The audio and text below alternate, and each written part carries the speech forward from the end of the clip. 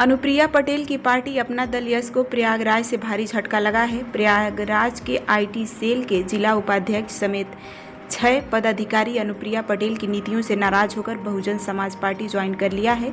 अयोध्या पहुंचे सभी पदाधिकारी बसपा के प्रदेश अध्यक्ष विश्वनाथ पाल के नेतृत्व में मायावती की नीति का समर्थन कर बहुजन समाज पार्टी ज्वाइन कर लिया। प्रयागराज अपना दल आईटी सेल के जिला उपाध्यक्ष राजेश पाल ने बताया कि कौशाम्बी की घटना को लेकर पार्टी स्टैंड नहीं कर रही थी। मुद्दे को दबाने के लिए पार्टी दबाव डाल रही थी, जिसके कारण उन्हें अपना यश दल से नाता तोड़ना पड़ा। वहीं बसपा के प्रदेश अध्यक्ष विश्वनाथ पाल ने कहा कि जब से भाजपा सरकार आई है तब से बेरोजगारों को रोजगार नहीं मिल रहा है, महंगाई बढ़ती जा रही है, प्रदेश की कानून व्यवस्था ध्वस्त हो गई है, जगह जगह हत्याएं बलात्कार हो रहे हैं। चाहे सपा हो, चाहे कांग्रेस हो, चाहे बीजेपी हो, सभी के शासनकाल में उत्पीड़न हुआ है। 2027 के चुनाव में एक बार फिर बहुजन समाज पार्टी बहुमत से आएगी और मायावती प्रदेश के मुख्यमंत्री बनेंगे। उन्होंने कहा कि प्रदेश के सभी जिलों में भाजपा कांग्रेस सपा को छोड़कर लोग बसपा की नीतियों में अपनी आस्था व्यक्त कर रहे हैं और बहन जी को एक बार फिर मुख्यमंत्री बनाने के लिए बसपा जी तोड़ कोशिश कर रही है।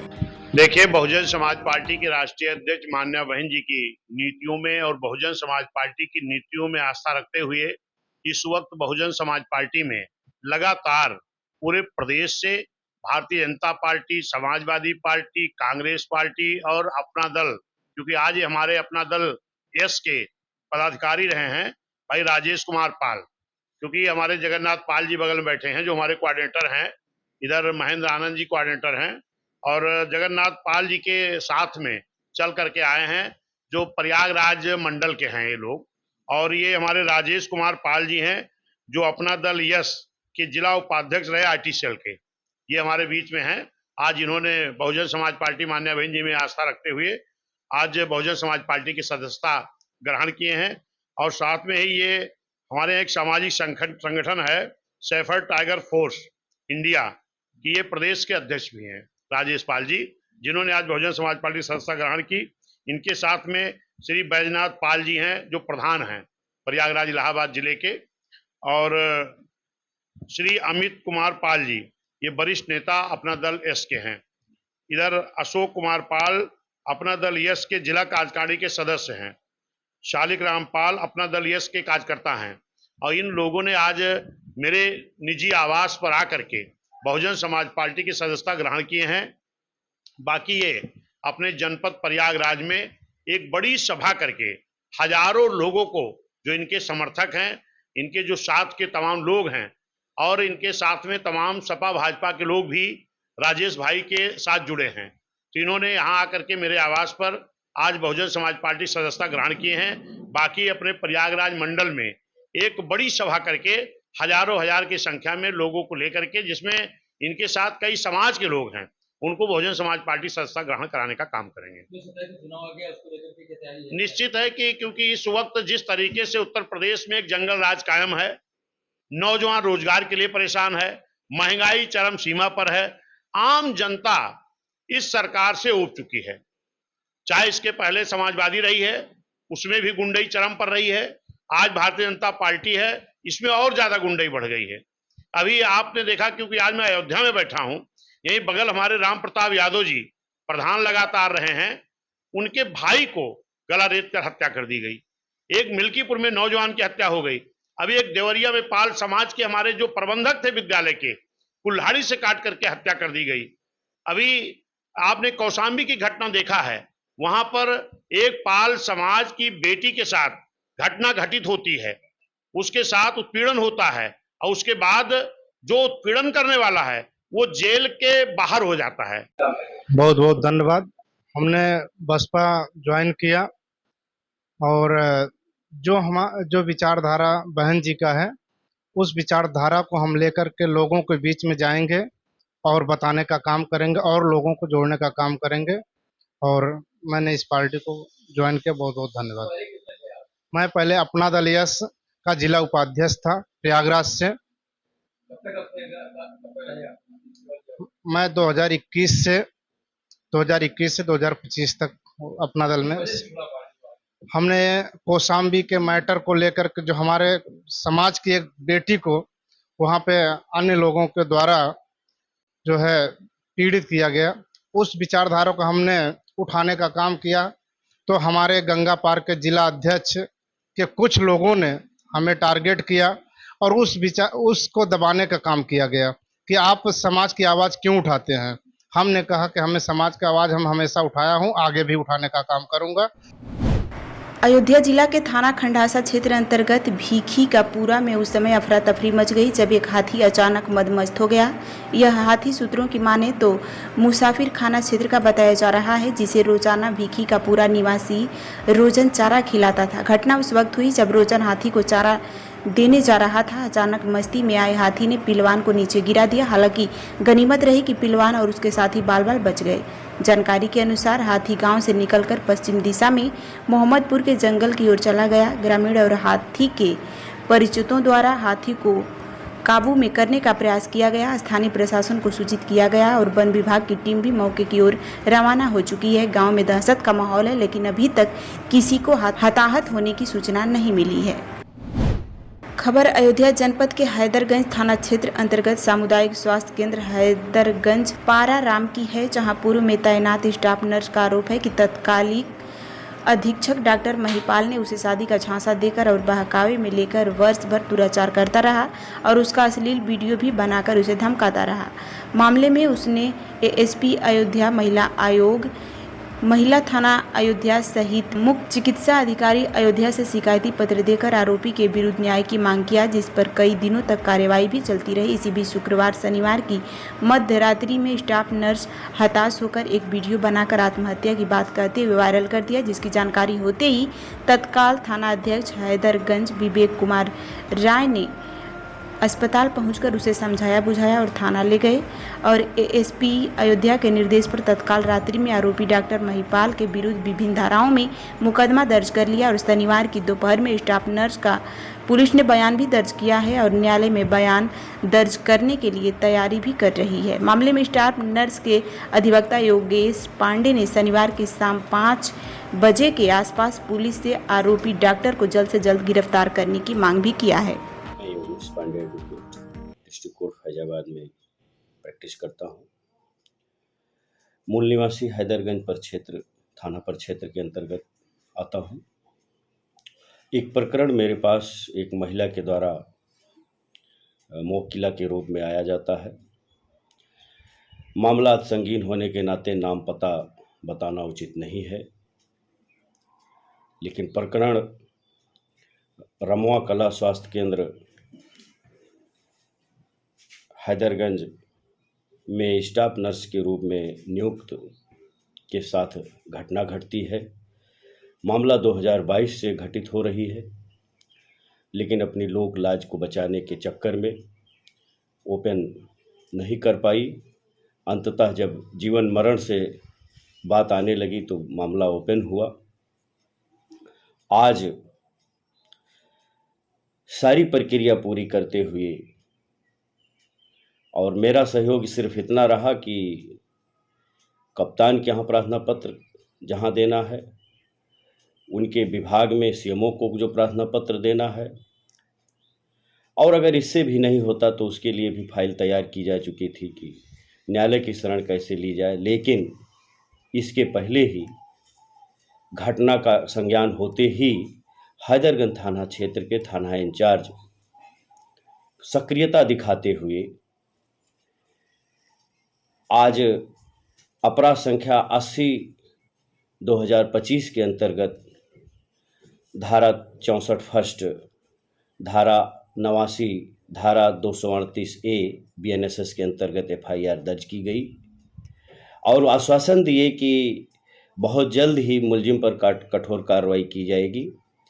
चिंता का विषय यह है कि रमुआ कला स्वास्थ्य केंद्र पर डॉक्टर महिपाल के द्वारा सारी घटना की गई।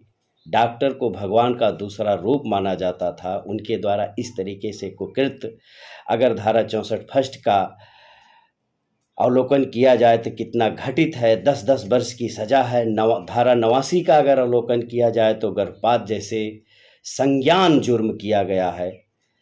संज्ञेय जुर्म किया गया है और ऐसे जुर्म की सज़ा आजीवन कारावास है। ये डॉक्टर के रूप में राक्षस नियुक्त हैं। हम पुलिस प्रशासन से इतने मांग करते हैं इस पीड़ित महिला की तरफ से कि इसको जल्द से जल्द कागजी कार्रवाई कोरम पूरा करते हुए न्यायालय में चार्जशीट दाखिल की जाए और इस पर इसकी तत्काल गिरफ्तारी की जाए। ये और लोगों के साथ ऐसी घटना कारित कर सकता है। ये डॉक्टर नहीं हैवान है।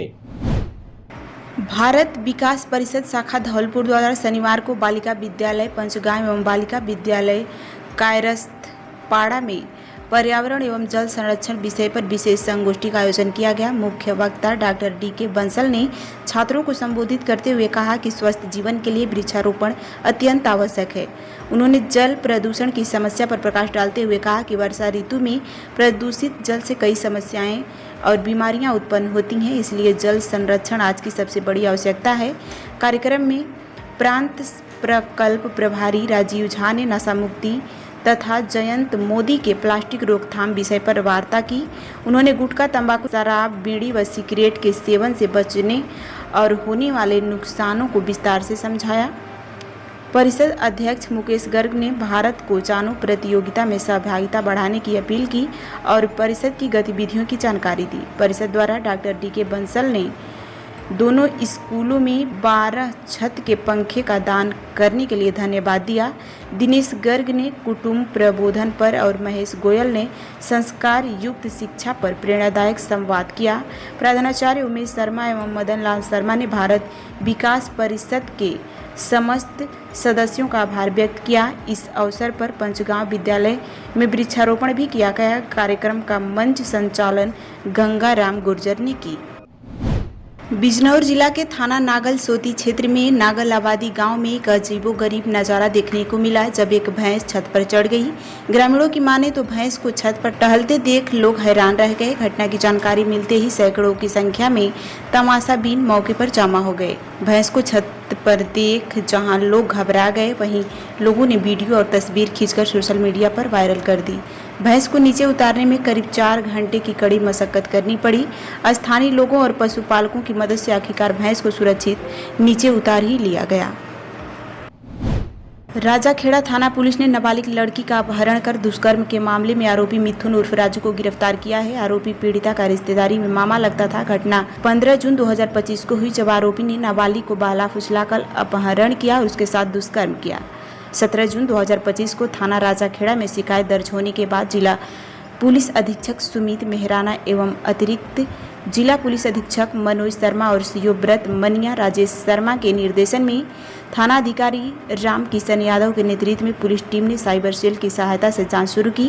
पीड़िता को बरामद कर लिया, जिसने आरोपी द्वारा पुलिस की पुष्टि की है। चुंगी नाका राजाखेड़ा से गिरफ्तार किया। पुलिस मामले में जाँच कर रही है। कार्रवाई करने वाली पुलिस टीम में थाना अधिकारी रामकिशन यादव के साथ कांस्टेबल जितेंद्र सिंह, हेमराज, हरिमोहन आदि लोग मौजूद रहे।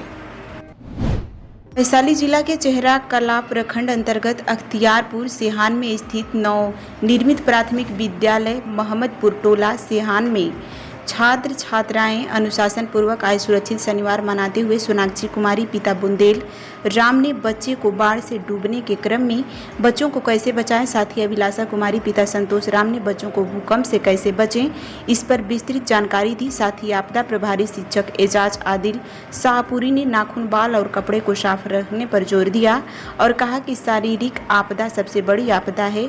इससे जो बच्चा बच गया वह स्वस्थ बच्चा कहलाता है। साथ ही निपुण बिहार कार्यक्रम के तहत बच्चों ने कहा कि हम सब बच्चों का यही है नारा, निपुण बिहार बने हमारा।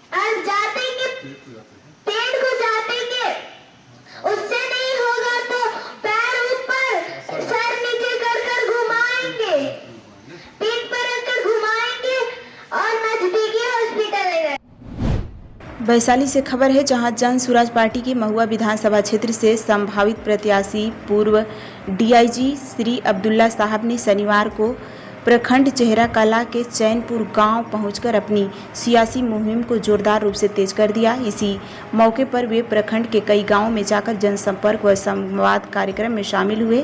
स्थानीय जनता से संवाद करते हुए उन्होंने गांव गरीब और गवर्नर्स पर पार्टी की नीतियों की विस्तार से बताया और विकास, रोजगार एवं न्यायपूर्ण प्रशासन को प्राथमिकता देने का संकल्प दोहराया। कार्यक्रम की व्यवस्था एवं संचालन की जिम्मेदारी शहनवाज आलम, फैजल आजम और फजले हक साहब ने संभाली। नाश्ते और पानी का बेहतर इंतजाम कर उपस्थित अतिथियों और ग्रामीणों का दिल जीता। स्थानीय लोगों में कार्यक्रम को लेकर काफी उत्साह देखा गया। अब्दुल्ला साहब की सक्रियता में महुआ विधानसभा क्षेत्र में चुनावी सरगर्मियां तेज हो गई हैं। पूरे बिहार में चुनावी सरगर्मी चल रही है। आप भी पार्टी बेसिस पर आज चैनपुर में फजले हक साहब के दरवाजे पर है, बहुत सारी बातचीत हुई है। आखिर में अब क्या संदेश, क्या पैगाम देना चाहेंगे इस जनता को? आज शाम 5:30 बजे शहबाज हुसैन साहब और शानू साहब के दरवाजे पर चैनपुर गांव अबा बकरपुर पंचायत में एक मीटिंग हुई जन स्वराज के बैनर तले। मैं Mohammad Abdullah, ex DIG vigilance, जो कि अब जन स्वराज का एक उम्मीदवार हूं, लोगों से मिलने, जन संवाद कायम करने, जन स्वराज की नीतियों पॉलिसियों के बारे में लोगों को बताने, पिछले दशकों से क्या क्षेत्र में विकास हुआ नहीं हुआ, उनकी क्या भावनाएं हैं, उनके बारे में जानकारी लेने के लिए लोगों के बीच में उपस्थित हुआ। लगभग 1-1.25 घंटे तक ये बैठक चली। बहुत सारी समस्याएं जो लोगों के बीच में हैं वो स्पष्ट हुआ और जो पार्टी की नीतियां हैं उसके बारे में हमने बताई और उम्मीद करते हैं कि अगली बैठक और बड़े पैमाने पर होगी। अभी गांव के 30-40-50 लोग थे और बहुत सारे लोगों तक ये मैसेज गई है। 1 हफ्ते के अंदर में फिर एक अगली बैठक, बड़ी बैठक होने वाली है, जिसमें ज़्यादातर लोगों से करीब हुआ जाएगा, जन संवाद को और लोगों तक पहुंचाया जाएगा। और इसके बाद मुहर्रम को लेकर जिला प्रशासन द्वारा सुरक्षा के पुख्ता इंतजाम किए गए हैं। शेखपुरा जिला प्रशासन और पुलिस द्वारा जिले के 73 स्थान पर मजिस्ट्रेट के साथ पुलिस जवान को तैनात किया गया है, ताकि मुहर्रम शांतिपूर्ण तरीके से संपन्न कराया जा सके। वहीं आम जनों से पुलिस प्रशासन का आश्वासन जगाए जाने के उद्देश्य से समाहरणालय के खेल मैदान में फ्लैग मार्च निकाला गया। फ्लैग मार्च में डीएम, एसपी, एसडीपीओ, एसडीएम सहित जिला स्तरीय अधिकारी के साथ साथ सभी थानों की पुलिस बल, डायल 112 की टीम और बड़ी संख्या में पुलिस जवान फ्लैग मार्च में हिस्सा लिया। फ्लैग मार्च में जिले के विभिन्न गांव में जाकर लोगों को शांति व्यवस्था के बीच मुहर्रम का पर्व मनाए जाने की अपील की। इस मौके पर एसपी बलराम कुमार चौधरी ने कहा कि मुहर्रम को लेकर 73 स्थानों को चिन्हित किया गया है, जहां मजिस्ट्रेट के साथ पुलिस जवान को तैनात किया गया है, ताकि विधि व्यवस्था की कोई परेशानी नहीं हो।